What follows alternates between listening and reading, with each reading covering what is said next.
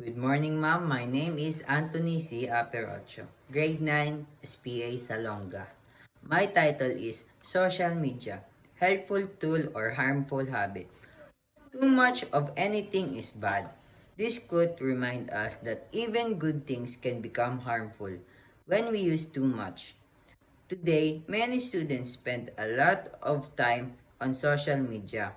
Apps like messaging platform and video sharing sites are very popular among young people.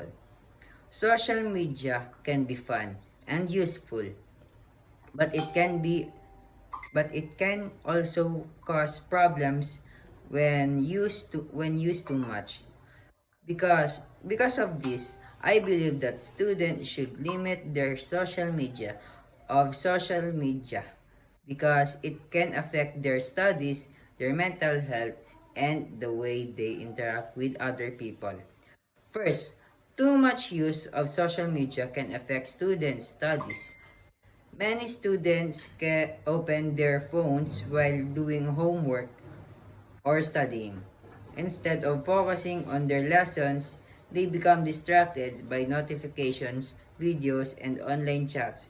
According to studies about students' behavior, frequent phone use while studying can reduce concent- concentration and make it harder to, to remember information. For example, a student might plan to study for 1 hour but ends up scrolling through videos for most of the time. Because of this distraction, homework may be rushed or unfinished and grades may go down.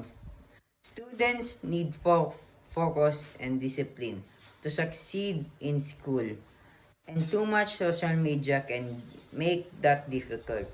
Second, social media can affect the mental health of young people. Many users compare themselves with what see online, what they see online. People usually post only the best parts of their lives, like vacation, achievements, or pictures that look perfect. When students see these posts, they might feel insecure or their lives are not good enough. This can lead to feelings of sadness, jealousy, or self-confidence. Some research also shows that spending too much time online can increase stress and anxiety, especially among teenagers. Instead of helping students feel happy, social media sometimes creates pressure to look perfect or be popular. Third, too much social media can reduce real life communication. Before smartphones becomes common, people spend more time talking with family, friends face to face. Today, many young people communicate mostly through screen. While online messages are convenient, they cannot fully replace real conversation face to face. Communication helps people understand emotion, tone of voice, and body language when and body language. When students rely too much on social media, they may find it harder to build strong personal relationship, spending more time offline.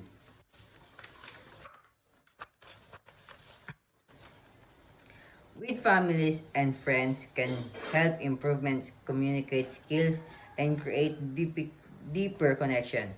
Even through social media has some benefits such as sharing information and staying connected with others. Students must learn to use it responsibly, setting limits on screen time, focusing on school tasks first, and spending more time in real life activities can help students maintain a healthy balance.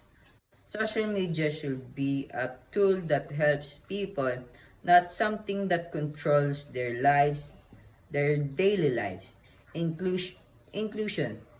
Social media can be entertaining and useful, but using it too much can cause problems for students. It can distract them for their studies, affect their mental health, and reduce real life communication. By learning to control their screen time and use social media wisely, students can enjoy its benefits without letting it harm their education, and being balanced is the key to making technology work for us instead of against us. Thank you, ma'am.